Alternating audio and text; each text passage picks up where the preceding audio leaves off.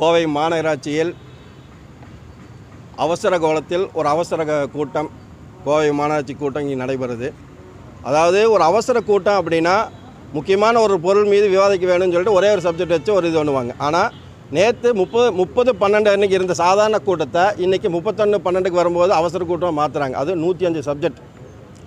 இந்த இருக்கிற திமுக கவுன்சிலில் யார் இந்த சப்ஜெக்டும் கூட திருப்பி படித்து கூட பார்த்துருக்க மாட்டாங்க. இன்றைக்கி இருக்கிற இந்த கோவை மாநகராட்சியோட சூழ்நிலை எப்படின்னு பார்த்தீங்க அப்படின்னா, இன்றைக்கி வெள்ளலூர் குப்பை கிடங்கில் பார்த்தீங்கன்னா, வெள்ளலூரில் ஆரம்பித்து செட்டிபாளையம், போத்தனூர், ஆத்துப்பாளையம், குனிமுத்தூர், கோவை புதூர் வரைக்குங்க. அதாவது மழை காலத்தில் முதல்ல வாசம் வந்துட்டு இருந்தது. இப்போ பார்த்தீங்க அப்படின்னா இன்றைக்கி கோவை புதூர் வரைக்கும் அந்த நாற்றம் வருது. சாதாரண ஒரு காற்று வீசினாலே கோவை புதூர் வரைக்கும் வாசம் வருது. அதே மாதிரி பார்த்தீங்க அப்படின்னா இந்த கடந்த 2 மாதங்களாக இந்த கோவை மாநகராட்சியிலே ஒட்டுமொத்த நிர்வாகமே பார்த்தீங்க அப்படின்னா இந்த செம்மொழி பூங்காவுக்கு மட்டும்தான் முக்கியத்துவம் கொடுக்குறாங்க. ஏன் அப்படின்னா அதில் வருமானம் வரும், என்ட்ரன்ஸ் ஃபீ உள்ள மக்கள் வந்துட்டு போனால் காசு வரும். ஆனால் இந்த வெள்ளலூர் குப்பை கிடங்கில் என்ன வரப்போகுது? ஆனால் அதை பற்றி கவலைப்படாமல் இன்றைக்கி மக்களுடைய நலனில் எது விதமான அக்கறை இல்லாத திமுகவுடைய மேயர் மற்றும் இங்கே இருக்க அதிகாரிகள் பார்த்திங்கன்னா பல லட்சம் மக்கள் இந்த துர்நாற்றத்தினால உடல்நிலை, குழந்தைகள் முதற்கொண்டு பெரியவங்க முதற்கொண்டு உடல்நிலை சரியில்லாமல் இருக்காங்க. அதை பற்றியெல்லாம் கவலை இல்லை இவங்களுக்கு. அதாவது ஏதோ ஒன்று ஃபோட்டோ ஷூட் நடத்தின இந்த மேயருக்கும் இங்கே இருக்கிற பொறுப்பு நிர்வாகிகளுக்கெல்லாம் அப்படி இருக்குது. ஆனால் கோவை வாழ் மக்களை பற்றி ஏதாவது கவலை இருக்கா? எந்த வித கவலையும் இல்லை. அதே மாதிரி பார்த்திங்கன்னா இந்த ஸ்மார்ட் சிட்டி திட்டங்கள், செம்மொழிக்கு இவ்வளோ முக்கியத்துவம் கொடுக்குற நீங்கள் இந்த ஸ்மார்ட் சிட்டி திட்டம் அவ்வளோ அழகாக பண்ணி வாக்கிங் ட்ராக்கோட மக்கள் பொழுதுபோக்கு அம்சமாக இருந்து காசெல்லாம் ஃப்ரீயாக போயிட்டு இருந்தாங்க. இன்றைக்கி அதையே எதுவும் கண்டுக்கிறது இல்லை. ஆகாய தாமரை முளைச்சி, செடி முளைச்சி, சமூக விரோத செயல் நடக்கிற இடமா இன்றைக்கி அத்தனை ஸ்மார்ட் சிட்டி குளங்களும் இருக்குது. அவ்வளோ கோடி செலவு பண்ணி அவ்வளோ இதாக நகர அழகாப்படுத்தி இருந்தது அதிமுக ஆட்சி காலத்தில். வேண்டுமெனே திட்டத்தை முடக்கணும்னு சொல்லிவிட்டு அந்த ஸ்மார்ட் சிட்டி எல்லாம் வீண் பண்ணி இன்றைக்கி குப்பை மேட காட்சி அளிக்குது.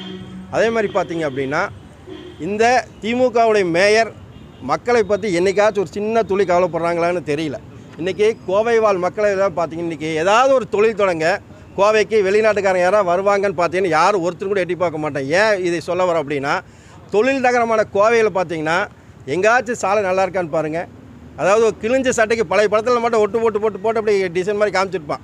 அந்த இன்றைக்கி இருக்கிற அத்தனை கோவை மாநகராட்சி இருக்கிற அத்தனை சாலையிலும் பார்த்தா முக்கியமான சாலை எல்லாமே பார்த்தீங்கன்னா எல்லாம் ஒட்டு போட்டு வச்சுருப்பாங்க. எல்லாம் பேட்ச் இருக்கான். இப்படி இருக்கிற ஒரு சாலை பார்த்தாலே வெளிநாட்டிலேருந்து யாரும் இங்கே தொழில் தொடங்க கூட வரமாட்டார். தொழில் நகரமான கோவையை இவங்க ஒரு குப்பை மேடை ஆக்கி வச்சுருக்காங்க. இந்த திமுக கடந்த 4.5 ஆண்டு காலத்தில் இந்த திமுகவுடைய ஆட்சியை கோவையை எப்படியெல்லாம் அதிமுக காலத்தில் எவ்வளோ சிறுமுக கோவை அழகான கோவை நகரமாக மாற்றி கொடுத்தோமோ இன்றைக்கி ஒரு குண்டு குழியுமான சாலை. இன்றைக்கி பார்த்திங்கன்னா வாகன ஓட்டிகள் கார் முதல் கொண்டு 2 வீலர் ஓட்டுற மட்டும் சின்ன பசங்க முதல் பெரியவங்க வயசான முதலுக்கு முதுகு வழியில் அவதிப்படுறாங்க. அதுக்கு காரணம் இந்த திமுகவுடைய நிர்வாக சீர்கேடு தான். ஒரு சாலையில் போக முடியாதுங்க. அத்தனை 2 வீலர் போகிறாங்க. அத்தனை பேருக்கு பார்த்தீங்கன்னா இன்றைக்கி பார்த்தீங்கன்னா பேக் பெயினோடு தான் சுற்றுறாங்க. இன்றைக்கி கோவை வாழ் மக்கள் 3/4 பேர் இன்றைக்கி பேக் பெயினோடு சுற்றுறாங்க. அதுக்கு காரணம் முழுக்க இந்த திமுகவுடைய அரசு, இந்த நிர்வாகம் தான் காரணம். ஏன் அப்படின்னா ஒரு ரோடு உருப்படியாக இல்லைங்க, எல்லாரோட குழி குண்டுமா இருக்குது. அதே மாதிரி பார்த்திங்கன்னா பேட்ச் ஒர்க் போடுறோம், பல 100 கோடி ரூபாய் செலவு பண்ணியிருக்காங்க ரோடு போடுறதுக்கு. ஒரு வருஷம் கூடி ஒரு மலைக்கு, சாதாரண ஒரு மலைக்கு கூடி இந்த ரோடுக்கு தாங்கிறது இல்லை. அப்போ இந்த ரோடுடைய தன்மையை முதல்லலாம் ரோடு போட்டு ஒரு 4 வருஷம் 5 வருஷம் கழிச்சு தான் ரோடு போடுவோம். இன்றைக்கி அப்படி இருக்கா? பத்திரிக்கையில் நிறைய பேர் இங்கே இருக்கீங்க, எல்லா பக்கம் நீங்கள் போகிறீங்க. நீங்கள் ஒரு ரோடை போட்டால் முதல்ல 4 வருஷம் 5 வருஷம் கழிச்சு போடுவாங்க. சின்ன பேட்ச் ஒர்க் பைப் லைன் தொடங்க ஆகும். ஆனால் இன்றைக்கி ஒரு சின்ன மழை வந்தாலும் இல்லை பெரிய வண்டி போனாலும் அந்த ரோடு டேமேஜ் ஆகிடுது.